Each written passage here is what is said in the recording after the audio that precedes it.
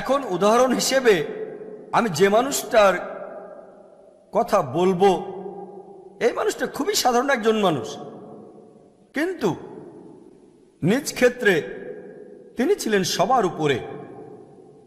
এই মানুষটা আমার জীবনটাকে বদলে দিয়েছেন।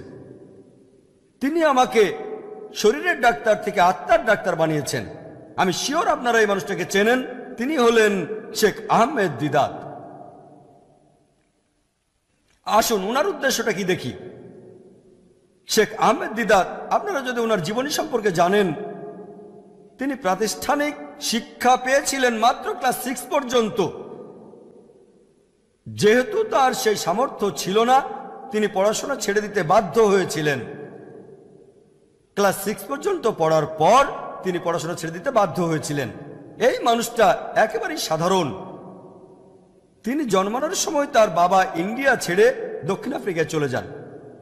দিদাত সেখানে সেলসম্যানের চাকরি করতেন, একটা ফার্নিচারের দোকানে কাজ করতেন, সেখানে ড্রাইভ করার চাকরিও করতেন তিনি। আর এই দক্ষিণ আফ্রিকায় থাকার সময় খ্রিস্টান মিশনারিরা তাকে খুব উত্ত্যক্ত করত। তারা তাকে বলতো ইসলাম এটা একটা বাজে ধর্ম, খুবই নিষ্ঠুর ধর্ম। তারা ইসলামকে আক্রমণ করত। এভাবে উত্ত্যক্ত হতে হতে তার মনের ভেতরে একটা ইচ্ছা হলো যে আমি ইসলামের বিরুদ্ধে খ্রিস্টান মিশনারিদের দেয়া সবগুলো অভিযোগেরই উত্তর দেব। আমি এই খ্রিস্টান মিশনারিদের একটা জুৎসই উত্তর দেব। চিন্তা করেন, এই মানুষটা মাত্র ক্লাস 6 পর্যন্ত তিনি পড়েছেন। তবে আল্লাহর উপর বিশ্বাস রাখতেন, চেষ্টা করলেন। তারপর একদিন একটা বই পেলেন। বইটা পড়েছিল একটা রুমের ভেতরে, চারিদিকে শুধু ধুলাবালি। সেখানে একটা বই পেলেন, নাম ইজহারুল হক, ট্রুথ রিভিলড, লিখেছেন মাওলানা রহমতুল্লাহ কারনবী। এখানে তিনি তার উদ্দেশ্যে ডিরেকশন পেলেন। এভাবেই তিনি শুরু করলেন আর চেষ্টা করেছেন 40 বছর। তারপর সেই খ্রিস্টান ধর্মযাজকদের চ্যালেঞ্জ করলেন। চিন্তা করেন, ক্লাস 6 পর্যন্ত পাশ করা একজন মানুষ 40 বছর চেষ্টা করেছেন, তারপর পৃথিবীর বিখ্যাত জ্ঞানীদের চ্যালেঞ্জ করেছেন।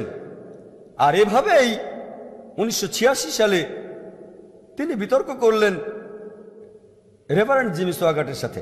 সে সময়ে সেই 80 দশকে জিমি সোয়াগার্ট ছিল 1 নম্বর সবচেয়ে প্রভাবশালী, সবচেয়ে বিখ্যাত খ্রিস্টান টেলি ধর্মযাজক। বিতর্কটা অনুষ্ঠিত হওয়ার কয়েকদিন আগে এক ভক্ত শেখ দিদাতকে বলল, শেখ আহমেদ দিদাত, আমি আপনার ভক্ত, তবে আপনাকে একটা উপদেশ দেই। এই জিমি সোয়াগার্ট লোকটাকে আমি চিনি, খুব ভালো করে চিনি। ওর সাথে বিতর্ক করবেন না, লোকটা আপনাকে চিবিয়ে রাস্তায় ফেলে দেবে।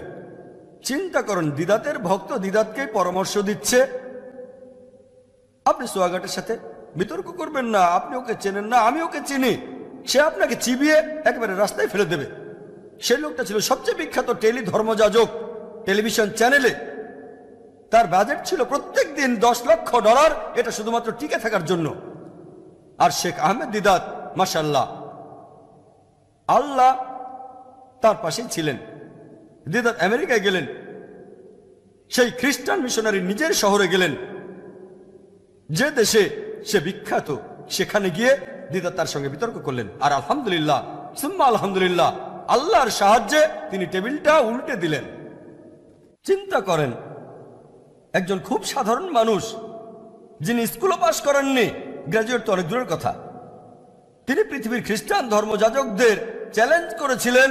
আর পুরো পৃথিবীর খ্রিস্টান মিশনারিদের ধর্মপ্রচারে সবচেয়ে বড় বাধা হয়ে দাঁড়িয়েছিলেন মাত্র একজন মানুষ, শেখ আহমেদ দিদাত। আল্লাহ সুবহানাহু ওয়া তাআলার সাহায্যে তিনি পুরো খ্রিস্টান বিশ্বকে চ্যালেঞ্জ করেছিলেন।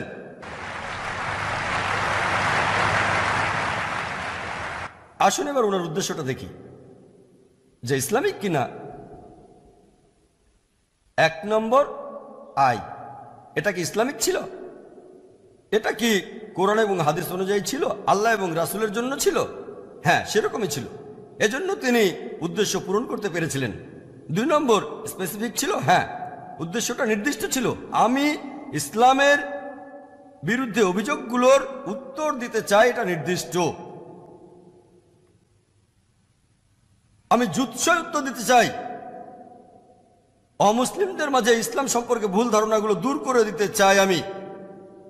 3 নম্বর, এটা কি লুক্রেটিভ, লাভজনক ছিল?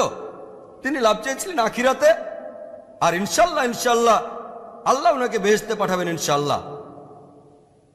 তবে আখিরাত বা পরকালে লাভের পাশাপাশি ইহকালেও তার লাভ হয়েছে। আর ক্লাস 6 পাস করা এই মানুষটা 1986 সালে তিনি মুসলিম বিশ্বের সবচেয়ে বড় পুরস্কারটা অর্জন করেছিলেন। মানুষ জাতির প্রতি অবদানের জন্য তাকে কিং ফয়সাল অ্যাওয়ার্ড দেওয়া হয়েছিল। ক্লাস 6 পাস করা এই মানুষ এটা অ্যাওয়ার্ডের জন্য করেননি। হয়তো $2 লাখ পেয়েছিলেন, কিন্তু সেটার জন্য করেননি। কিং ফয়সাল অ্যাওয়ার্ডের গোল্ডের জন্য তিনি এটা করেননি। এটা করেছিলেন আল্লাহ এবং রাসূলের জন্য। আল্লাহ তাকে পরকালে পুরস্কার দেবেন, ইহকালেও দিয়েছেন। তারপরে এটা কি অ্যাপ ছিল? সঠিক ছিল, পুরোপুরি সঠিক, আর সঠিক সময়ে। সে সময়ে পুরোপুরি সঠিক ছিল। খ্রিস্টান মিশনারিরা তখন মুসলিমদের তুলোধনা করছে, মুসলিমদের মনোবল ভেঙে গিয়েছিল। এই মানুষটা শেখ আহমেদ দিদাত হাজারো মুসলিমকে অনুপ্রাণিত করেছেন, এমনকি আমাকেও করেছেন। আমরা মাথা তুলে দাঁড়ানোর একটা সুযোগ পেয়েছি। অ্যাপ্ট, মেজার বা পরিমাপ করা যায়। হ্যাঁ, তিনি কি করেছিলেন? তিনি খ্রিস্টানদের বিভিন্ন বই সংগ্রহ করেছিলেন। খ্রিস্টান মিশনারিরা ইসলামের বিরুদ্ধে যে বইগুলো লিখেছিল, যেমন জন গিলক্রিস্টের লেখা বইগুলো, জিমি সোয়াগাটার তারপর উত্তর দিয়েছিলেন। কোরআন এবং ইসলামের উপর আক্রমণ হলে তিনি উত্তর দিতেন। আর তিনি তাদের ধর্মগ্রন্থ পড়েছিলেন, বাইবেল। কোরআনের আয়াত মেনে চলেছেন, সেগুলো তাদের উপর প্রয়োগ করেছেন, আর রেজাল্টও পেয়েছেন। পরিমাপ করা যায়। ইন্টেনশন বা নিয়ত কি ছিল? বিখ্যাত হওয়া তার নিয়ত ছিল না।